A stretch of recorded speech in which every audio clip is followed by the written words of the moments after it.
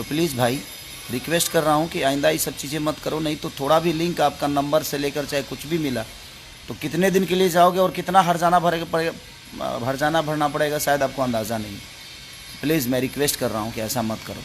मैं खिसैंडल यादव सबको गोड़ छू के प्रणाम कर रहा हूँ। बड़ी दुख से एक बात कह रहा हूँ भाई, देख लो मैं आपसे पहले क्लियर कर रहा हूँ, चाहे वो मेरे अपने हों या मेरे दुश्मन हों, मैं सबको एक चेतावनी दे रहा हूँ। आप प्लीज़ उसको ये काम रोक दो, नहीं तो फिर कार्रवाई होगी तो फिर कितने दिन की होगी और कितना हर्जाना आप पे लगेगा शायद आपको। या तो जिसके भी चैनल पे ये चीज़ें हो रही है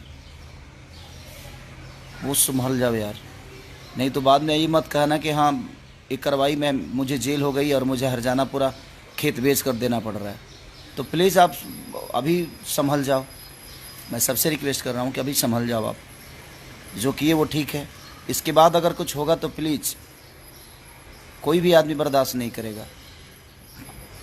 तो प्लीज़ आप संभल जाओ, नहीं तो इसके बाद अगर कुछ भी हुआ तो फिर कार्रवाई होगी तो क्यों कर रहे हैं।